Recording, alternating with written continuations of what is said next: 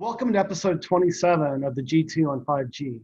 It's the latest inside scoop on everything 5G. We cover 6 topics in about 15 minutes, and it's brought to you by More Insights and Strategy. I'm Will Townsend, and joining me again this week is my fellow partner in crime, Anshel. So let me start with my first topic. There have been a number of announcements from Cisco related to service provider and 5G. Cisco's Partner Summit's been going on this week, and it was interesting. They shared a statistic that they've seen over $1 billion in recent bookings and a 15% increase in revenue. And this is in their mass scale infrastructure group. And when you sort of look at over the last couple of weeks, some of the announcements, one was with AT&T around helping them manage IoT, and another was with Verizon and related to mobile edge computing. Cisco is really leaning into its enterprise capabilities to really sort of drive its service provider business, and I think it's quite impressive. They have been a part of the Rakuten deployment. It's been sort of the poster child of using virtualization and agility to quickly roll out their LTE network and as well as their 5G network. So I continue to be impressed, with Cisco and their push into service provider.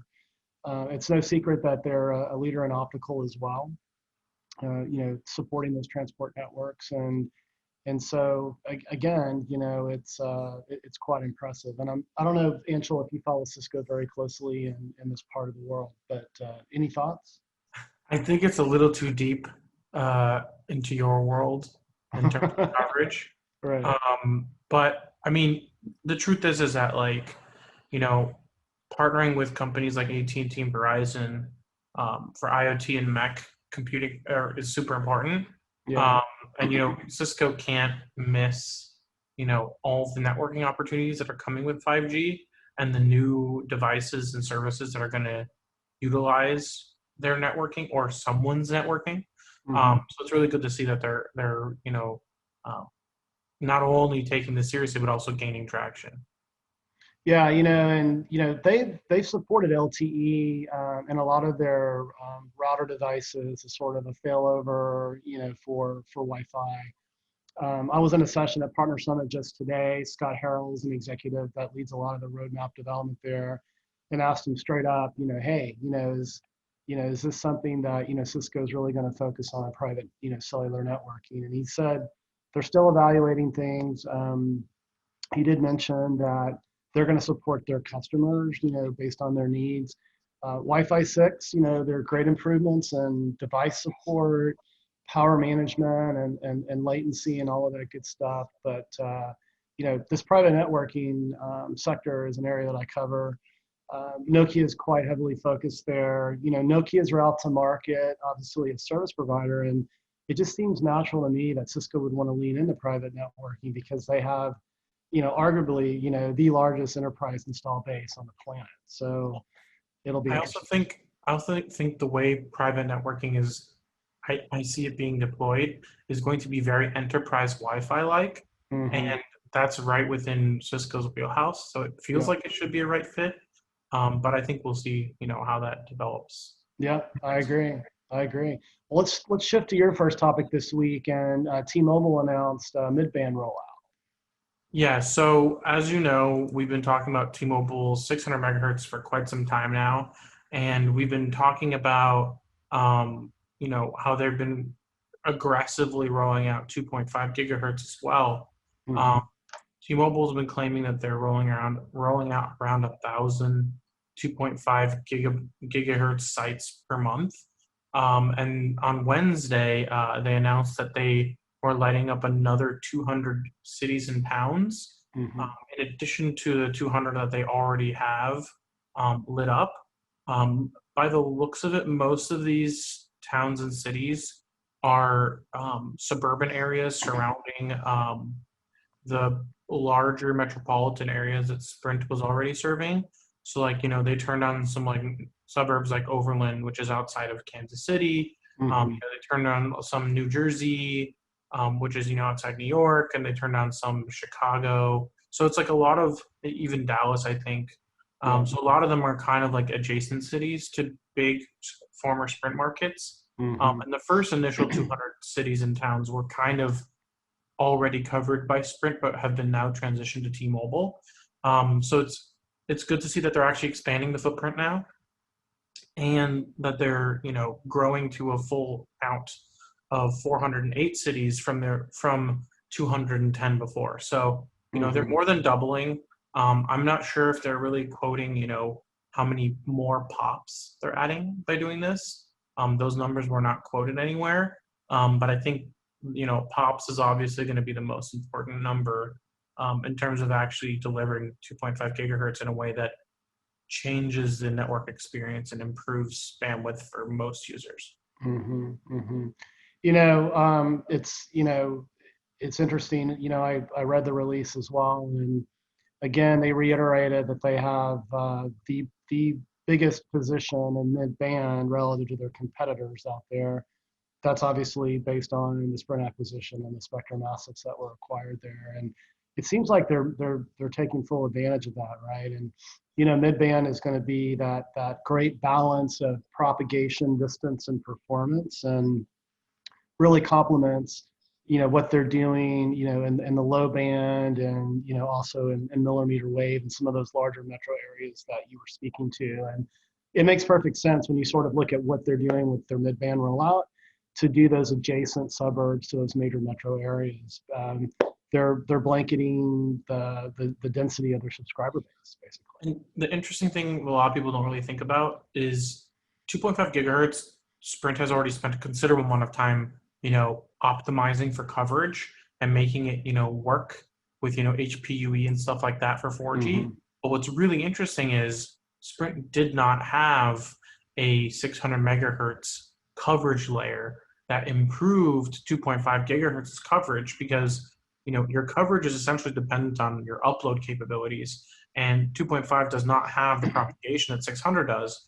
But if you aggregate 600 and 2.5 like T-Mobile's been showing, then you can actually get better coverage on 2.5, because you can use 600 as your upload carrier and 2.5 as your down, or do both as down. So it's going to be really interesting to see what happens with 2.5 gigahertz coverage compared to 4G, because T-Mobile is combining 600 with 2.5. Mm-hmm. Mm-hmm. I agree. Well, let's move to my second topic this week. And actually, you and I were just briefed in detail just about an hour ago on this, but Ericsson rolled out their Cloud RAN portfolio. And I had some questions, that were answered when we had that session with Ericsson earlier. I'm impressed because Ericsson is providing operators another path. They were, he was pretty adamant, the gentleman that we spoke with, that this isn't going to replace, purpose-built infrastructure, but that it's going to be a complement, and it's fully, integrated into their radio portfolio, and it's going to, it's going to provide, another avenue for operators that, maybe are, wanting to roll out, discrete services, or provide that, that extra bandwidth and that extra capacity to layer this into, existing networks. And they were talking to us today about specific, vertical applications, and it struck me, it kind of reminded me of, sort of the whole, scenario around private networking, but obviously this is a discrete public, deployment. So what were your thoughts after the conversation we had today? I will be the first one to admit I didn't quite understand initially where they were going with it, because Ericsson is such a big infrastructure provider for purpose-built infrastructure and RAN. Yeah. But I'm starting to understand that there's definitely new verticals and new applications where a rigid RAN doesn't make sense, because it just doesn't fit the service and usage models of what's trying to be done in those parts of the network. Yeah. So like, the Verizons, the AT&Ts, and T-Mobiles very likely do not want to have purpose-built network in new stadiums or new buildings. Sure. And they're much more likely interested in having more edge compute and something that's got, cloud native capabilities that fit what the services their customers are looking to deliver through their networks. And I feel like having a cloud RAN that's very dynamic and capable of adjusting to, what customer needs are will ultimately um, be the right approach. And I think, having more than one flavor of RAN for Ericsson is probably a good thing because, they are the leader in a lot of ways. And I Yeah. think that they want to make sure that they don't lose on opportunities with customers because they don't offer a cloud RAN. Yeah, I agree. And, I like the architecture approach as well. It's microservices, it's built from the ground up, it's web scale, it's containerized. And so it'll really, it'll fit very nicely, with, people that are focused on CI/CD, and DevOps and, that sort of thing. And from an application perspective, they touched on mixed reality, right? And that's an area that you cover for the firm. And the ability to be able to, sort of fine tune that latency and that throughput I think is compelling. And the other thing that kind of came to my mind during the conversation was, Ericsson has not been bullish on Open RAN. So I think Cloud RAN is sort of where they're going to hang their hat. Certainly, Samsung and Nokia have cast themselves into the Open RAN space, and not that Ericsson won't come around over time potentially with Open RAN, but I think this is a logical step for them, and it also helps preserve their profitability in RAN. And I agree with you. They're likely the undisputed leader. They have been in RAN, and so this just sort of extends their capabilities there. So it'll be interesting to see how that plays out. But with that, let's move to your second topic, and you've got some news to share around the DoD and a spectrum sharing announcement. Yeah, so news literally came out earlier today that the Department of Defense is actually interested in engaging in some spectrum sharing of government spectrum that's currently dedicated 100% to the DoD, Mhm. and sharing it with some commercial providers like AT&T and Verizon and T-Mobile to give them access to more spectrum to enable them to improve their mid-band coverage. Because realistically, this is more of a mid-band discussion more than anything because AT&T and Verizon have a considerable amount in low band, but Yeah, are struggling to acquire enough mid-band. And with T-Mobile's acquisition of Sprint, they have more than enough than they need. right. Um, so this is really an AT&T and Verizon discussion. But I think, for AT&T and Verizon to be competitive with T-Mobile, they do need to increase their spectrum holdings in mid-band, and being able to share this spectrum with operators is going to be a beneficial thing for the DoD because, these operators can, one, pay for these licenses to share spectrum, but two, can also provide services to the DoD through their partners like Northrop or whomever, and basically start creating 5G services that improve the readiness of the military to react and to communicate with itself. Hmm. Because a lot of military technologies in terms of communications are fairly old, but are also reliable. And I think the military would absolutely like the idea of having a redundant network that they could fall back on if there were some kind of issues. And having more partners and more diversity is interesting. But I also think that it potentially could um, create some opportunities for security vulnerabilities as well. Even though I'm Hmm. sure that DoD equipment, and commercial equipment probably have no cross pollination. There are still ways to leverage spectrum to crowd and create issues. So it'll be interesting to see how the DoD manages this and how they roll out this kind of spectrum sharing. It's interesting because the DoD is investing hundreds of millions of dollars in rolling out 5G networks with partners like Verizon and AT&T. So it's going to be interesting to see how this applies with what they're working with on these operators, and how these two different components of 5G work to improve commercial and military applications. Yeah, I didn't catch it. So I'm not, very knowledgeable around the announcement. It I am, was brand yeah, new, super yeah, hot. super Surprised. hot. So, but I'm surprised, we've got CBRS on go, and that's repurposed naval military spectrum that goes through that, that sharing, scenario that, I'm curious why, the DoD chose to do something sort of outside of CBRS, but um, I'll need to dig into that a little bit further, and maybe we have a further dialogue on that. But let's move to my last topic this week, and it's around the 5G fund for rural America. So this is the FCC. The budget that's been earmarked is $9 billion. So we've talked about this before. There's been lots of discussions around dedicating funds to rural America to rip and replace Huawei gear. I think that number was a billion when it was first kind of thrown out there. I think you and I sort of laughed at that. We scoffed at that because we know what the investments are, in deploying cellular infrastructure. It's in the tens of billions of dollars. So this gets a little bit, closer to a realistic, amount of money that's going to be required.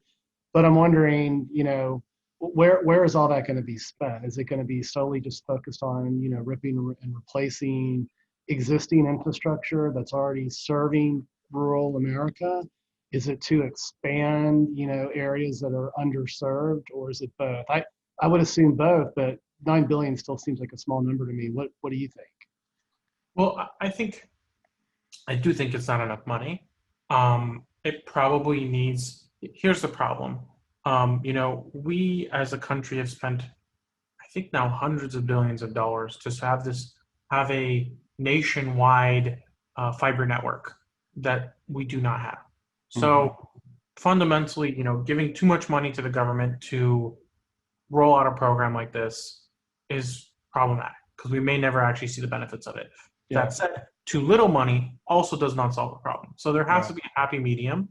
And the problem is that I think rural connectivity is inherently an economically unsolvable problem. It's Because challenging. Yeah, no subscribers, right? operator, yeah, Yeah. there's no the economic benefits of making the investments. That just it takes the time to return on investment is decades, Mm-hmm. and no operator is willing to make those investments because it just doesn't work for their investors. So Mm-hmm. I think there definitely has to be a government solution to this problem that taxpayers will pay for. Yeah. Uh, and I think it's fine to tax. I think we should tax cities to pay for rural, right? It's just the operators, they get an absolute massive amount of profit coming out of the cities because that's where they get all of their density and all of their scale. Mm-hmm. And then they kind of just ignore the rural areas, and then the government picks up the bill. So I think that ultimately this has to be a partnership between the government and operators, and choosing the right strategy to resolve the coverage gaps and performance gaps and experience gaps that people have in rural areas. But I think it really should be focused on maximizing every dollar Yeah. and improving coverage and performance to a point where people are not being left behind. And I think Yeah. that's ultimately an important thing to consider. I personally visited a couple friends in a rural area recently, and shocker, they didn't know that T-Mobile was rolling out 600 megahertz in their area, and suddenly it was double the speed of what Verizon was offering in that same city. So Mm-hmm. it's doable. Admittedly, it was a town of like 25,000 people, but that's still relatively small and considered rural at this point. Yeah. And I think there are avenues to making this possible, but I have a feeling that's mostly going to exist in the low and mid band, and millimeter wave is pretty much a non-starter except for enabling for infrastructure, which we've been discussing in previous podcasts. Yeah. Yeah. It's interesting. I think, yeah, there's going to need to be some sort of subsidy It probably will come in the form of, some sort of, surcharge or some sort of, tax to your point. But I also think there are companies that stand to benefit tremendously from building out connectivity in rural America, with respect to the application of ag tech.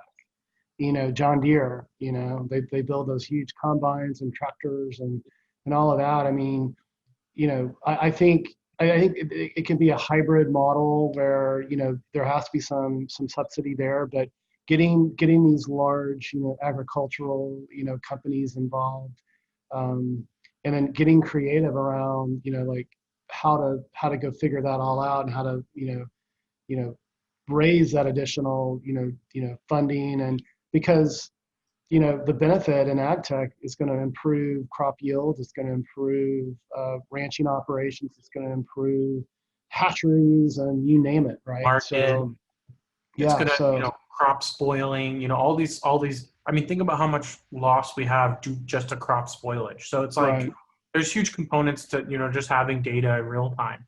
I also think a satellite is gonna be a big component of this as well. yeah, You know, I agree. the Starlink is a big component of that. There's gonna be other services. I think marrying 5G with satellites is gonna be a big component of improving rural coverage. Yeah, I've been looking at that, and I think, yeah, it'll be the low orbit, and right now the latency is still a challenge there. But I agree. I think that technology is going to improve over time. You've got, you mentioned Starlink. You've got SpaceX. You had OneWeb. Now Hughes bought OneWeb. CS. Yeah, they're trying to revive that. So it may take a few years, but I think definitely satellite is going to become a big factor there. So, well, let's move to your last topic, and you want to talk about the NBA and their potential deployment of 5G. Yeah, so as you all know, NBA season just ended. Lakers won, woohoo! But the reality is that sorry, I'm a Lakers fan. I don't have anybody in San Diego. Um, but the thing is that most of the season was spent in the bubble, right? So Yeah. what ended up happening is that um, nobody got to see the games at all, and everything was remotely operated and remotely watched. And now CNBC kind of wrote up an article talking to the NBA and how they've been partnering with companies like Facebook to deliver VR experiences that are courtside using 5G to enable high quality courtside experiences for people who can't be there. And this is something that they've honestly been working on for years. They had a partnership with NextVR. Now NextVR is part of Apple. So that's not happening anymore. They kind of NextVR kind of shut down on its own, but Hmm. Apple acquired them, so that's not happening anymore. But basically, Facebook has a new VR headset that's out now, and it's very good. It's very high resolution, but there needs to be more content for it. So Facebook Yeah. has been working with NBA to deliver these sideline rail cams that basically follow the players as they go down court. And since there's no spectators, there's no issues with having to utilize the best seats in the house. So Hmm. the season doesn't start till January, so there's still some time to figure out how they're going to do this and how they're going to deploy this. But 5G is going to be a big component of enabling that. And since nobody really knows, what the future holds in January, I Hmm. have a feeling that they'll most likely probably start the season in a bubble, especially as a lot of COVID-19 cases start to rise now. I don't see that things will probably get any better anytime soon. So most likely they're going to start again in a bubble, and they're going to want people to watch, regardless. And the best way to watch will most likely be in VR. So Hmm. it's going to be very interesting to see how that works out. There are going to be a lot of people with these headsets, and it might actually be the killer app for this headset because people love watching live sports. It's a great escape from everything that's going on around us. Yeah. I personally have enjoyed watching the MLB season as well as the NBA season. So I think it's going to be an interesting application, and I think if the partnership goes smoothly, it'll only continue to expand. Yeah, and I think yeah, that should expand into other major sports as well. Yeah, so it's exciting stuff. Well, another great podcast this week. Take us home, Anshel. Absolutely. We hope our viewers and listeners found this week's topics interesting. If anyone out there would like to provide us with insight on a specific 5G topic for a future podcast, please reach out to us on social media. Will is at Willtown Tech, and I'm at Anshel Sog. We hope you guys have a great weekend, and please tune again next time.